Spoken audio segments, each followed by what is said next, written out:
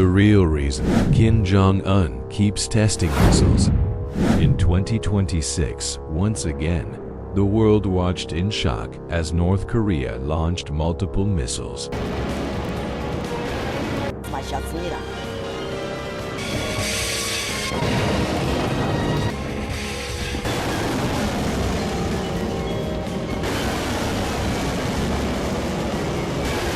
Within minutes, military radar systems across Asia lit up as defense officials in South Korea, Japan, and the United States rushed to track the missiles.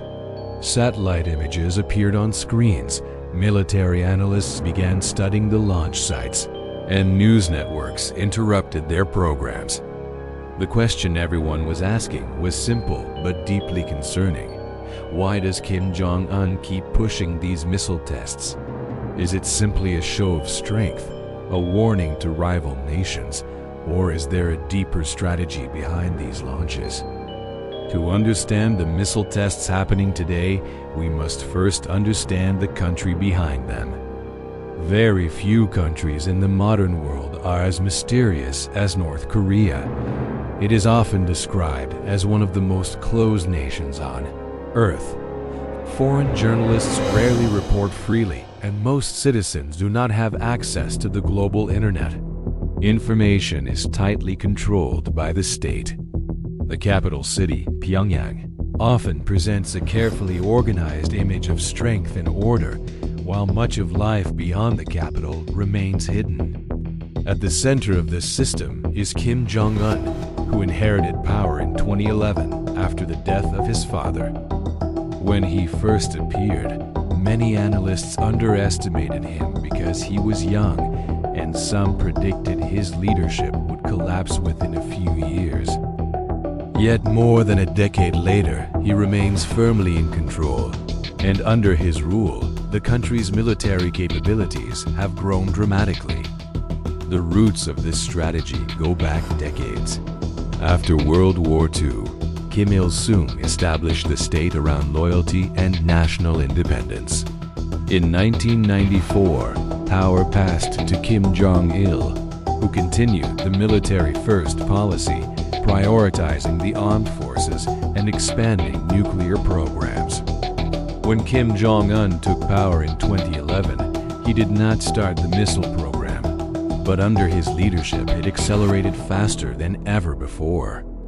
For decades, North Korea has faced heavy international sanctions that restrict trade, limit financial transactions, and isolate the country economically.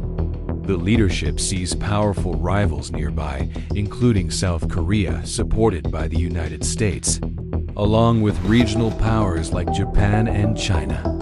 From the government's perspective, survival depends on strength, and missiles became a symbol of that strength.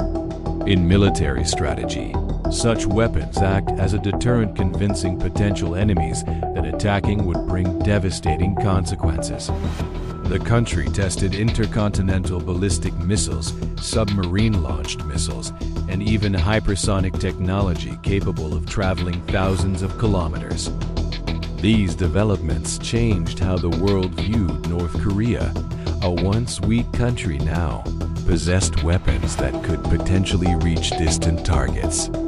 Each test drew global attention, triggering stronger sanctions and diplomatic pressure, but ensured the nation remained at the center of discussions. Missile launches themselves are rarely random. They often occur during periods of political tension or joint military drills by the US and South Korea.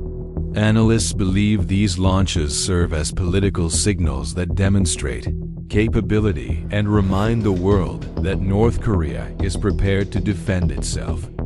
In international politics, power often determines who gets a seat at the negotiating table, and missiles create that power. In 2018, Kim Jong-un met with Donald Trump in a historic summit. It was the first time a North Korean leader met a sitting U.S. president. However, negotiations eventually stalled over disagreements on sanctions and nuclear disarmament, and missile tests soon resumed. Analysts believe the program serves three purposes: deterrence, national pride, and negotiation leverage to ensure global powers continue engaging diplomatically. In this way, missiles become more than weapons. They become political tools. The missile launches from North Korea are not random but calculated and strategic, closely tied to the survival of the government. Yet the future remains uncertain. Will these weapons maintain stability through deterrence, or could they push the world closer to conflict? Only time will reveal the answer.